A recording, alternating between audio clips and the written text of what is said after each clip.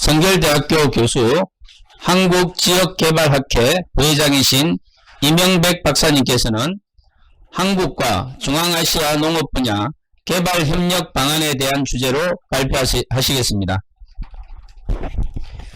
Презентация доктора Лим Йонг Бэк на тему меры сотрудничества Кореи и Центральной Азии в области сельскохозяйственного развития. Здравствуйте, моя фамилия меня зовут Йонг Очень приятно. 시작하겠습니다. 좀 시간을 절약하기 위해서 좀 간단히 시작하겠습니다. 우선 저는 농업기술 전문가가 아니고 국제개발협력 전문가인데 좀 거시적인 시각에서 한국과 중앙아시아의 농업 분야 개발협력을 바라보겠습니다. 자, 제 발표는 이렇게 다섯 개 챕터로 구성되어 있고요. 첫째는 중앙아시아를 더 많이 정확히 알수록 국제협력이 더 성공적일 수 있다는 것입니다. 즉 한국에서 성공한 방식을 그대로 중앙아시아 가져가겠다고 하는 그런 발상은 좀 위험하고, 한국에서 성공한 것이 반드시 중앙아시아에 성공할 수 없기 때문에 중앙아시아에 맞는 방법을 찾아야 되고, 또 하나는 중앙아시아 전체뿐만 아니라 중앙아시아 개별 국가, 그리고 그 개별 국가에서도 각 지역마다 전혀 특성이 다르고 그런 특성을 반영해서 가장 적합하던 형태의 개발협력 방안을 찾아야 된다는 것입니다. 그래서 한국에서 가장 취약한 분야가 지역 연구 분야인데요. 즉 한국이 국제개발협력 하는데 역설적으로 한국은 다른 나라 잘 모릅니다. 지금 무슨 얘기냐면은 UN 기준으로 193개 나라가 있는데 그 중에서 단일 민족이 단일 언어를 사용하는 유일한 국가가 대한민국입니다. 아프리카 같은 데 가면 평균 40개 언어가 있습니다.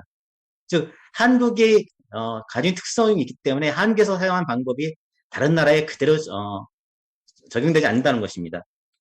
그리고 이제 한국이 자랑스러워하는 것 중에 하나가 한국은 다른 나라 침략하지 않은 수원국에서 공역으로 전환했다고 그러는데, 이건 맞는데 반대로 이걸 역으로 생각해 보면은 한국이 다른 나라에 대한 정보를 모른다는 것입니다. 그래서 우선 이거 한번 간단히 설명이니까 빨리 넘어가겠습니다. 그래서 저는 중앙아시아에 대한 정의는 학자마다 다른데, 저는 이제 중앙아시아를 이렇게 5개 나라로 보고, 중앙아시아에 보면 이 5개 나라 중에서 타지키스탄은 사실 이제 터키계가 아니라 인도 유럽계 민족입니다. 그래서 지금 많이 외모가 비슷했지만 사실 타지키스탄은 황색 인종이 아니고 인도. 그래서 우선 카자흐스탄 보면은 가장 큰 세계에서 9번째로 큰 나라이고, 반대로 북쪽에서는 광대한 토지가 있지만 상대적으로 남쪽에는 토지가 적고, 키르기스탄 같은 경우는 국토 40%가 3,000m 넘는 산간지방이기 때문에 한국식 개발 방식을 적용하기에 좀 어려운 면이 있고, 우즈베키스탄 같은 경우는 구소련 시대에 농경을 목화 재배하기 위해서 과다하게 사용하면서 아라레가 지금 줄어드는 문제가 있고, 투르크메니스탄은 국대사막 지역이고, 타지키스탄은 동부의 파밀의 경우는 평균 5,000m 이상입니다. 즉 바꿔 말하면 무슨 말씀이냐, 한국이 농업 개발에서 성공한 것은 맞지만 중앙아시아라는 지역이 굉장히 넓은 지역이고, 중앙아시아 5개 나라도 서로 특성이 다 다르고, 5개 나라의 각 지역도 서로 여건이 다 다르기 때문에 한국식의 개발 방식이라든가 협력 방식을 바로 적용하기 전에 중앙아시아의 각 나라와 지역에 대한 철저한 분석을 하고 거기에 가장 적합한 형태로의 개발 방식을 먼저 찾아야 한다는 것입니다. 그래서 그 다음에 이제 저는 아까 말씀드린 것처럼 농업 개발 전문가가 아니라 국제협력 전문가이기 때문에 좀 거시적인 단계에서 개발협력을 바라보려고 하는데요. 우선은 일반적으로 경제개발 단계가 이렇게 5단계를 거칩니다. 농업에서 경공업, 중화학공업, 자동차, IT, 우주항공 분야 거치는데요. 앞에서 말씀드린 것처럼 산악지대가 많으면은 이러한 한국의 개발 방식을 그대로 따라갈 수가 없습니다. 즉 키르기스탄 같은 경우 산악지대가 많은데 중화학공업 같은 게 사실 어렵습니다. 그만 대규모 특정 개발하기 어렵기 때문에 왜 이런 경제발전 단계 말씀드리냐면은 한국도 마찬가지지만 한국이 농업이나 농촌은 발전했는데도 불구하고 상대적으로 다른 산업하고 도시가 발전하기 때문에 농촌과 도시의 격차가 커집니다. 농업이 발전하고 농촌이 발전하더라도 다른 산업 분야가 발전하고 도시가 발전하면은 다른 산업 분야하고 도시가 더 매력적인 직장이고 매력적인 거주 공간이기 때문에 농촌에서 상대적으로 젊고 고학력자의 사람들이 빠져나갑니다. 사실 중앙아시아 같은 경우도 이미 농촌이 충분히 발전하지 않은 상태에서도 사실 상당한 지역에서 젊은 고학력자들이 이미 도시로, 즉 농업의 개발을 단순히 농업 문제라든가 현재의 단계로만 복구할 게 아니라 장기적으로 그 나라의 국가 발전 단계를 고려해서 장기적인 관점에서 생존력이 있는 농업을 찾아야 된다는 것입니다. 즉, 지금 당장은 기술 개발이라든가 어떤 생산성 증대로 접근하는 것이 가능하지만은 장기적으로는 그것만은 가능하지 않고 이런 경제 발전 단계에 따라서 농업도 끊임없이 변신해야 된다는 것입니다. 앞에서 말씀하신 분들이 말씀하셨던 4차 산업혁명이라든가 스마트 농업이 결국 이거 지금 당장은 기술 개발과 생산성을 가지고 성공할 수 있지만 장기적으로 이런 경제 발전 단계를 고려한다고 그러면 이 장기적인 관점에서 살아남을 수 있는 농업은 끊임없이 변신해야 된다는 것입니다. 그리고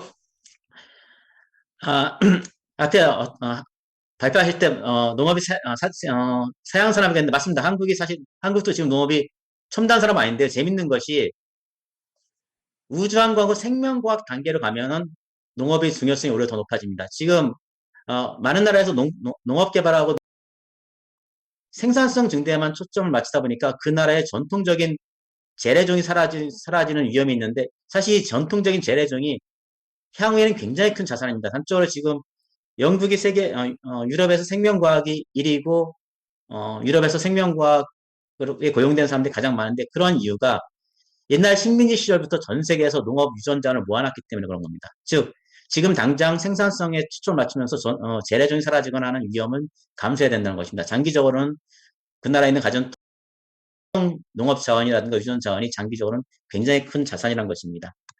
그리고 앞에서 말씀드린 것처럼 산업화가 진행되면서 농업은 다른 산업과 비교해서 경쟁력도 떨어지고 직업으로서의 매력도 떨어집니다.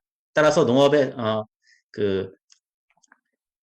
비록 발전하더라도 산업화가 되면서 고학력자가 도시로 유출되고 농촌과 도시 격차가 커진다는 것입니다.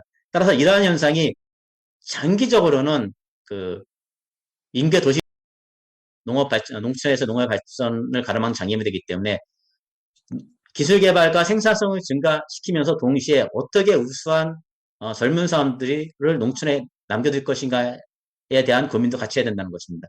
당장 생산성이라든가 이런 기술적 측면 말고 사회적 관점에서 어떻게 하면은 물론 일부는 도시로 나가겠지만 그래도 일부는 우수한 인력을 농촌에 남게 할 것이냐. 사실 한국이 지금 농촌이 고령화됐다는 것은 사실 이런 문제를 것입니다. 그리고 앞에서 말씀드린 것처럼 각국의 최적화된 농업을 개발 협력 방법을 찾아야 되는데 그럼 각 나라의 현재 상황은 무엇이냐? 그리고 그 나라의 미래의 농업의 목표는 무엇이냐? 각 나라의 농업 형태도 다르고 장목도 다 다르기 때문에 또 국가 개발 목표도 다르고 농업에 대한 미래 목표도 조금씩 다를 수밖에 없습니다. 그럴 때 이러한 미래 목표를 설정하고 이러한 미래 목표를 달성하기 위해서 무엇이냐? 그리고 그러한 문제점을 해결하는 해결책에 초점을 맞추고 각국의 최적화된 농업 개발 협력이 추진되는 것이 훨씬 효과적이라는 것입니다. 즉, 그 나라가 미래의 농업 발전을 목표로 하고 거기에 부족한 부분을 중심으로 해서 접근해가는 것이 농업 개발 협력의 효과를 최적화할 수 있다는 것입니다. 그리고 앞에서 말씀드린 것처럼 한국도 농업 개발 성공했지만 다른 분들이 지적하셨던 것처럼 한국의 농촌에서 고령화가 되고 있다는 얘기는 한국이 비록 농업지만 한국의 도시와 다른 산업과의 격차가 커지면서 젊은 사람들이 도시로 빠져나가기 때문에 비록 농업과 농촌이 발전했음에도 불구하고 도시와 타 산업 간의 격차가 커졌다는 얘기거든요. 즉 한국의 경험을 바탕으로 중앙아시아의 국가들의 특성을 철저히 파악하고 그 중앙아시아 국가판 형태로 농업 개발을 협력을 하는 것이 중앙아시아 국가들의 발전을 가장 빠른 속도로 그러면서도 그 나라의 가장 적합한 형태로 발전시킬 수 있다고 말씀드린 것입니다. 저도 중앙아시아 키르기스탄도 가봤는데요.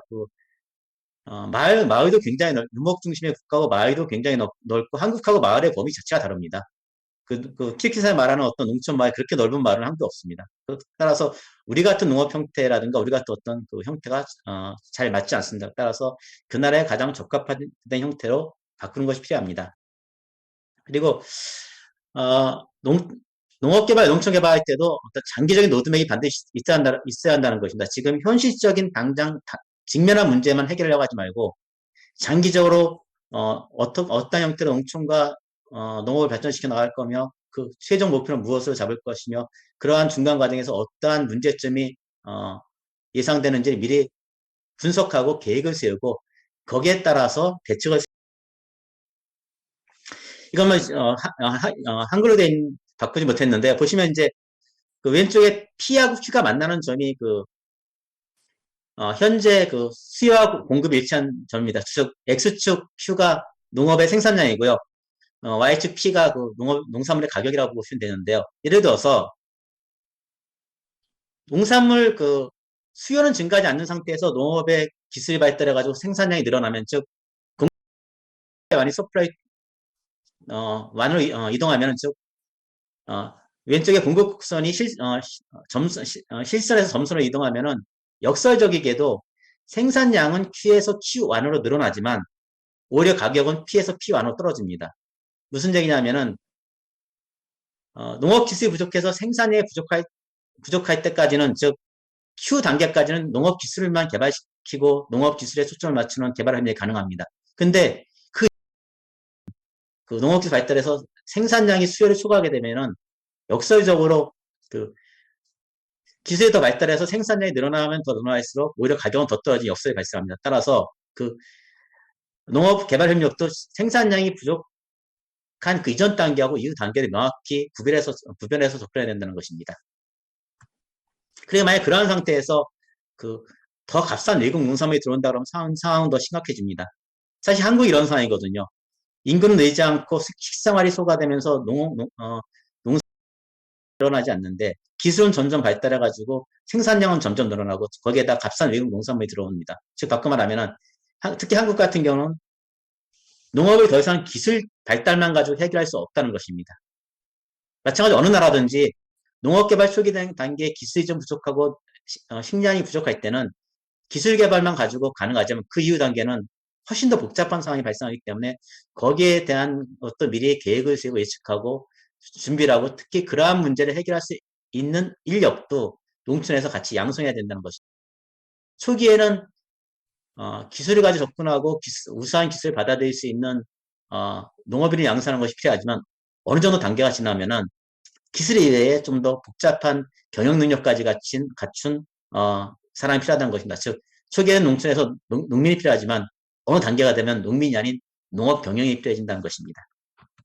그래서 농업 기술이 부족하거나 농산물이 부족할 때는 농업 기술 발전만으로도 농촌을 발전시킬 수 있습니다. 하지만 기술이 가서 농산물의 공급이 수요를 초과하게 되면은 거기에다 농산물 시장까지 개발하게 된다고 하면은 이미 기술만 가지고 농촌 문제를 해결할 수 없고 따라서 이 단계가 되면 기술 중심의 농업개발협력도 바뀌어야 됩니다. 즉 농업개발협력의 초기에는 농업기술에 초점을 맞추는 것이 가능하지만 그 이후에는 점점 더 범위가 넓어지고 특히 공급이 수요를 초과하는 단계가 되면은 농민에서 농업 경영인으로 변화해야 되는데 농민에게 요구된 능력과 요구된 능력은 전혀 다른 것입니다. 즉 단기간에 양성이 안 됩니다. 즉 이러한 장기적인 로드맵을 가지고 어떤 나라가 농업개발함에 있어서 언제쯤 공급이 수요를 초과하게 되고 언제쯤 농산물 시장이 개방될 것인가에 대한 로드맵을 만들고 거기에 대응할 수 있는 농민들도 동시에 양성해야 된다는 것입니다.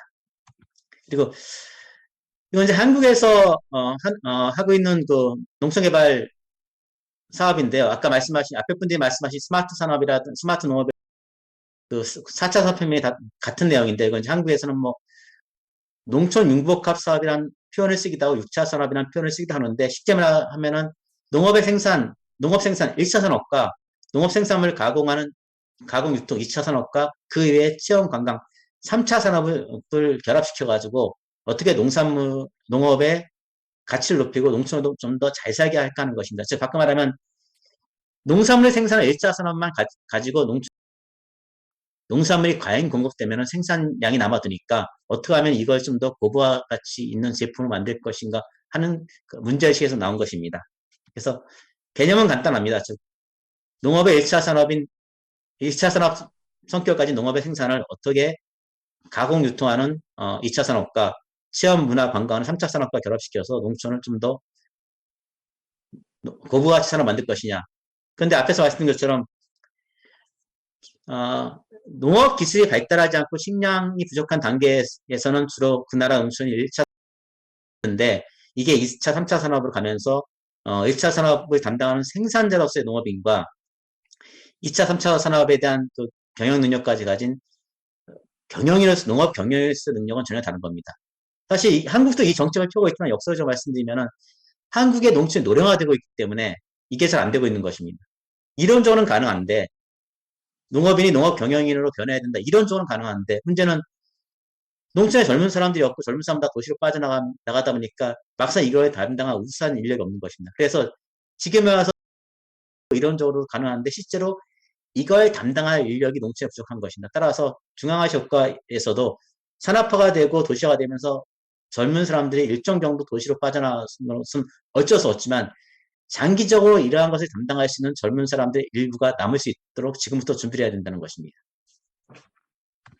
그리고 이제 인력 양성을 위한 정책 특제인데 어떤 것이든지 위한 가장 초석은 사람입니다. 가장 중요한 사람입니다. 미국, 잠깐 예를 들면, 미국의 캘리포니아주에 실리콘밸리가 있는데, 거기 300만 명이 삽니다. 거기서 뭐, 아시다시피 온갖, 벤처 만들어지고 그러다 보니까 재밌는 게, 지금 유엔에 193개 나라가 있는데, 캘리포니아 한 개 주의 경제 규모가 세계 7입니다. 193개 나라가 있고, 올해, 캘리포니아 주 한 개 경제력이 세계 7입니다. 무슨 얘기냐? 우수한 인력이 있어야만이 어떤 산업이든지 발전할 수 있고, 고부가치를 만들어낼 수 있다는 것입니다. 그래서, 중앙아시아에서 농업, 개발 협력을 함에 있어서 당연히 기술도 발전시켜야 되지만은, 그 기술을 발전시키는 것 더불어서 어떻게 인력을 양성할 것인가에 대한 지금부터 준비가 돼야 되고, 특히 이러한 인력이 중앙아시아에서 점점 경제 발전하고 산업이 고도화되면서 어떤 사람들은 도시로 가서 다른 산업에 종사할 것이고 어떤 사람들은 농촌에 남아서 농업인에서 농업 경영인을 변신해야 될 것이고 이런 두 가지 투트랙을 고려해 가지고 전문적인 지식을 양성해야 한다는 것입니다. 그리고 거기에 더 이론적으로는 그 전문적인 지식인들이 어떤 윤리적인 관점을 가져가지고 자신 개인의 어떤 부의 축적이라든가 성공도 중요하지만 그 지역이라든가 그 마을의 부의 축적과 성공까지 고려할 수 있는 좀 더 이타적인 윤리관을 가진 사람을 양성하는 게 좋다는 것입니다. 결론을 말씀드리겠습니다. 앞에서 말씀드린 것처럼 유엔에 193개 나라가 있고 나라마다 다 경제 성장이 다릅니다. 한국도 옛날에 굉장히 멋스한 나라였는데 지금은 193개 나라 중에서 10번째입니다. 올해 만든 추정치에 하면은 러시아가 11위고 한국이 10위여서 러시아보다 경제 규모가 큽니다. 올해 추정치에 하면 무슨 얘기냐? 어떤 나라가 발전이 좀 뒤질 수 있지만 그건 단지 늦었다는 것뿐이고 그 격차를 줄이지 못하는 건 아닙니다. 그 격차는 충분히 줄일 수 있습니다. 단 그 격차를 줄일 수 있는 방법을 찾아야 된다는 것입니다. 무조건 격차를 줄이겠다 이렇게 열정만 가지고 접근하면 안 되고 먼저 그 격차를 줄일 수 있는 정말 찾고 가장 효율적인 방법으로 접근해야 된다는 것입니다. 그리고 이거는 이제 경영학에서 많이 쓰는 이론인데요. 루이스 캐럴이라는 영국 사람의 소설에 이제 앨리스라는 주인공하고 붉은 여왕이라는 주인공이 나오는데 그 소설에서 보면 앨리스가 굉장히 빨리 달립니다. 근데 이 사람은 계속 오히려 주인공이 뒤로 뒤처지는 겁니다. 왜 그런가 봤더니 그 나라는 특이해서 어떤 사람이 달릴 때 주변 환경도 같이 앞으로 달립니다. 그래서 앨리스가 달리는데 주변 환경이 앨리스가 더 빨리 달려가지고 앨리스가 비록 달리고 있지만 오히려 현상이 나타나고 있는데요. 바꿔 말하면은 어떤 지역이 발전하고 어떤 산업이 발전하고 어떤 개인이 발전한다 하더라도 상대방보다 그 발전 속도가 느리다면은 뒤처져 있는 것입니다. 중앙아시아도 발전해야 되고 중앙아시아의 각 지역도 발전해야 되고 그 나라의 농업도 발전해야 되고 대개 농민도 발전해야 되지만 당연히 발전할 겁니다. 하지만 그 발전 속도를 잘 보여야 된다는 것입니다. 나의 발전 속도만 보지 말고 다른 사람의 발전 속도 봐야 되고 또 하나는 끊임없이 노력을 해야 된다는 것입니다. 즉 식량 생산이 충분한 식량을 생산하고 또 경제도 풍요해지고 한다고 해서 그게 최종 목표는 아니라는 것입니다. 어떤 분야든지 영원히 경쟁력 확보해 줄 수는 없고 어떤 분야든지 어떤 작은 성취를 얻을 때 현실에 안주하지 말고 끊임없이 기술 혁신하고 발전하려는 노력을 해야 한다는 것입니다. 그리고 앞에서 말씀드린 것처럼 저는 어떤 농업개발 전문가, 기술 전문가이나 국제협력을 하는 사람인데요. 즉 개발 협력을 함에 어떤 특정 지역, 특정 분야만 가지고 미시적으로 접근하면 안 됩니다. 좀 거시적인 시각으로 봐야 되거든요. 앞에서 말씀드린 것처럼 중앙아시아가 말은 중앙아시아라는 단어 하나 표현할 수 있지만 한국보다 훨씬 넓은 나라고, 넓은 지역이고, 거기에 한국보다 훨씬 커다란 나라도 많고, 그 지역마다, 그 특성도 다 다르고, 또 지역마다 가진 정치적, 경제적 상황도 다 다르고, 그다음에 사람들의 사고방식도 다릅니다. 그리고 저러한 나라들이 그 중앙아시아 도립돼 존재하는 것이 전 세계 모든 나라들하고 연계되어 있습니다. 그래서 이번 코로나처럼 다른 나라에서 발생한 어떤 현상에 영향을 줄 수 있고, 중앙아시아에서 어떠한 그 새로운 농작물을 개발했을 때 다른 나라에서 동일한 농작물을 더 싸게 생산한다고 그러면 어느 날 갑자기 중앙아시아 농작물 경쟁이 일을 수도 있고, 즉, 개발협력을 할 때 그 나라, 전 세계를 보고 전 세계에서 그 나라를 보고 그 나라에서 그 개발하려고 하는 그 접근해야지, 그 개발협력 그 한 개 분야를 보고 접근하면 안 된다는 것입니다. 즉, 개발협력을 하는 것은 어떤 한 개의 퍼즐이지만 한 개 퍼즐을 보고 접근하지만 안 되고 전체 그림을 보고 접근해야 한다는 것입니다. 네, 뭐 시간을 절약하느라고 좀 짧게 끝냈습니다. 감사합니다.